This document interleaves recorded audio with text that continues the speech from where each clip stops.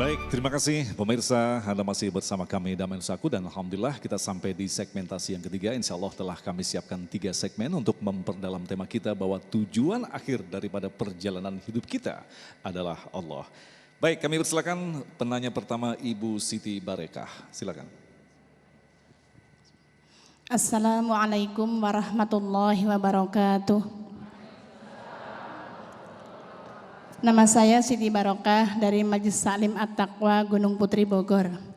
Saya ingin bertanya kepada Pak Kiai yang saya tanyakan, apabila manusia ada dalam gelimang dosa dan kesalahan, kemudian dia tersadar atas dosa dan kesalahannya itu, dia pun mengatakan, saya ingin kembali kepada Allah, saya ingin mendapat ridho Allah.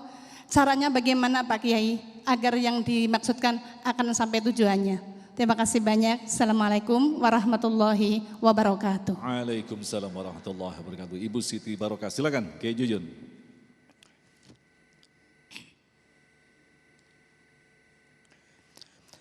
Wa idza fa'alu fahishatan aw zalamu anfusahum dzakarullah fastaghfaru lidzunubihim.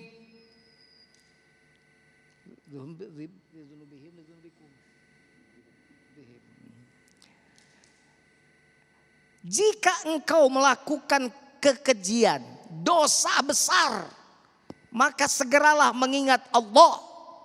Pasti Allah akan mengampuni dosa yang kamu lakukan.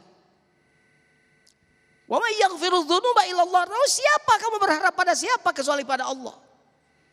Jadi jika Ibu Siti Barokah ingin berhenti dan ingin kembali pada Allah setelah melakukan kesalahan, maka berhentilah. Diterima nggak tobatnya? Diterima. Mana bukti diterima tobat? Berhenti melakukan kegiatan itu bukti diterima tobat. Suka ada yang nanya sama saya, diterima nggak tobat saya? Berhenti kamu dari dosanya? Berhenti, diterima. Ciri diterima taubat itu kamu berhenti melakukan hal yang disebut dosa tadi. Jadi gitu Bu Siti Barokah ya. Jadi insya Allah Allah akan mengampuni dan ibu misalnya menyesal dengan apa yang dilakukan dan kembali pada Allah.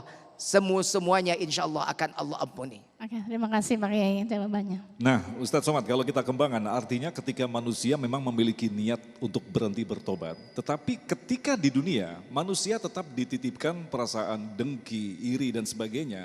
Sehingga membuat manusia itu selalu fluktuatif. Selalu minta doa, kemudian berhenti bertobat dan selalu mengulang-ulang kesalahannya. Bahkan ada satu hadis, silahkan lakukan apapun Allah akan mengampuni dosa-dosanya. Bagaimanakah menghadapi kegalauan seperti ini Ustadz? An-nadamu fil qalbi, menyesal dalam hati. Wal iqraru bil lisani, diucapkan dengan lisan. Astaghfirullahalazim alladzi la ilahul qayyum wa atubu ilaih. Allahumma anta rabbi la ilaha anta khalaqtani wa ana 'abduka wa ana 'alaika wa 'alaik. Enggak usah dikasih tahu terlalu panjang, nanti enggak jadi tobat gara-gara itu. Yang ketiga, al-itmaru alla ya'uda ilaihi abadan. Tekad yang kuat untuk tidak kembali kepada perbuatan yang sama. Tapi dengan penuh kesengajaan. Kiai Jujun sudah mengatakan, kalau sudah tobat diterima tidak ulang lagi. Dengan penuh kesadaran, kemauan, kehendak dia lakukan perbuatan itu. Maka sesungguhnya orang yang mendahulukan istighfar daripada menyesal kal mustahzi, mengolok-olok Allah SWT, mengejek Allah SWT. Mulutnya berkata astagfirullah, tapi tidak ada menyesal. Kalau menyesal pasti berhenti. Maka setelah berhijrah, setelah bertaubat, langkah berikutnya adalah berjamaah.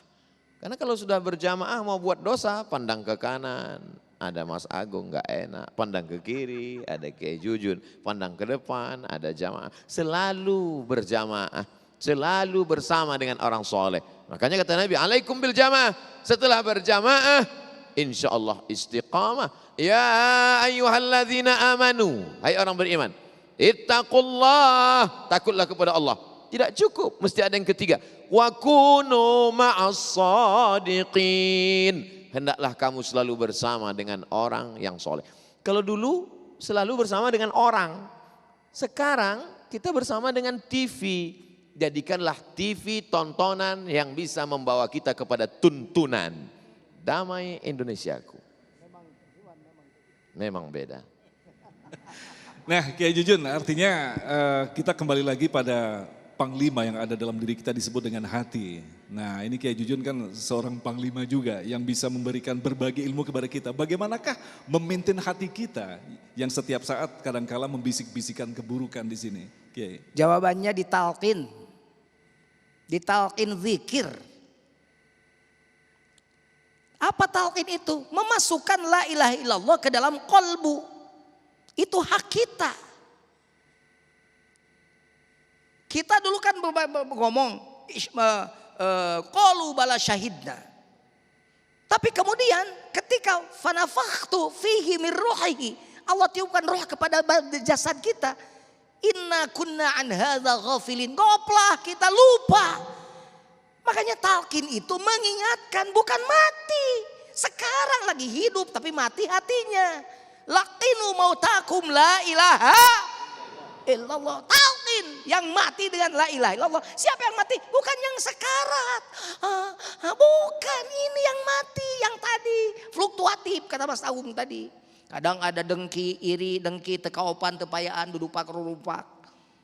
Ngerti? Ada yang tidak, ada yang ngerti kan? Lihat orang lain beli parabola, ini beli paramek. Orang lain naik mobil baru, dia naik ambulan. Orang lain beli TV jedud, kata orang sudah jedud itu jantungnya berdegup gitu kan.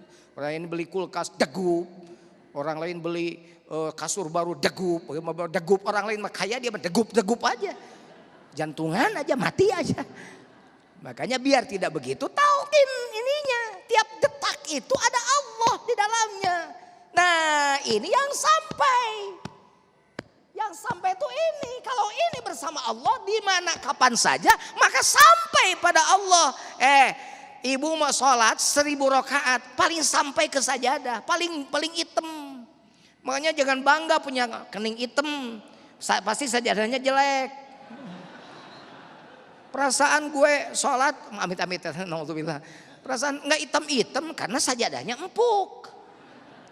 Bukan hitam, bukan. Karena ini mah baru kepala mah jidat baru sampai sajadah. Tangan baru sampai sajadah, lutut baru sampai sajadah. Yang sampai pada Allah itu hati. Makanya walaki yang turilah qulubikum. Waktu sholat hati ibu dibagikan kemana? Ke duit, ke suami. Allahu Akbar. Duit 10.000 kemana ya? Allahu Akbar, perasaan enggak ada tadi teh. Suami Allah, oh sama si Dede dibeli jajan. Allahu Akbar, tapi cuma 3.000, 7.000 kembalinya mana? Allahu Akbar, Robik pilih perasaan tadi mana? Allahu Akbar di mana ya Allah 7.000 lumayan buat seblak ya Allah. Assalamualaikum, oh dipakai bayar utang ke CEN. Kacau. Nah itu. Jadi bagaimana caranya kata Mas Agung? Laqinu mautakum sabbatakallah bil qawli sabit fil hayati dunya. Itu yang lupanya. Fil hayati dunya sudah dilewat oleh para kiai. Sabbatakallah bil qawli sabit. Simpan, tanamkan. Apa? Allah itu bil qawli sabit. Qaul sabit itu la ilaha illallah itu fil hayati dunya. Waktu hidup bukan sudah mati. Ini yang sampai pada Allah. Jadi Bapak silakan sekarang Bapak ke kantor. Jangan lupa pada Allah karena ini sudah ditalkinkan. Awas agak panjang nih biarin. Ada talkin, ada taklim. Ini mah taklim. Ini mu'alim. Ini mu'alam. Ini majlis taklim. Yang dimasukkannya ilmu. Ilmu itu lama. Mau jadi S3 saja berapa tahun. Lama ilmu itu. Nah tapi Senin jadi profesor. Selasa darah tinggi, Rabu stroke, kami sudah tidak manfaat ilmunya. Tapi kalau yang kedua talkin itu yang nalkin mursyid, yang ditalkin murid.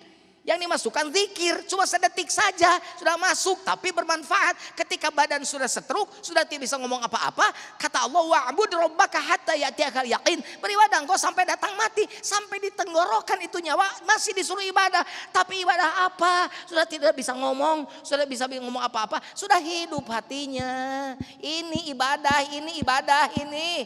Tiap detak hati ada Allah, itu ibadah. Hos meninggal dunia nggak apa-apa, wala tamutunna illa wa antum muslimun.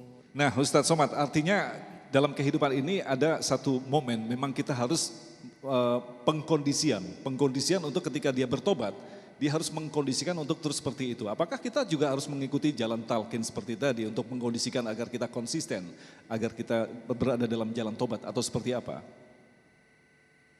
وَإِذْ أَخَذَ رَبُّكَ مِنْ بَنِي آدَمَ مِنْ ظُهُورِهِمْ ذُرِّيَّتَهُمْ.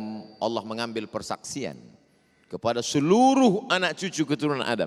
Wa ashhada. Tadi kita berkata ashhadu, aku bersaksi. Tapi waktu itu Allah mengambil persaksian. Allah bertanya kepada kita semua, alastu bi rabbikum, bukankah aku Rabb kau? Ketika itu kita semua berkata bala syahidna. Tapi ketika itu baru roh belum masuk ke dalam jasad. Roh ketika belum masuk dalam jasad dia tidak ada hawa nafsu.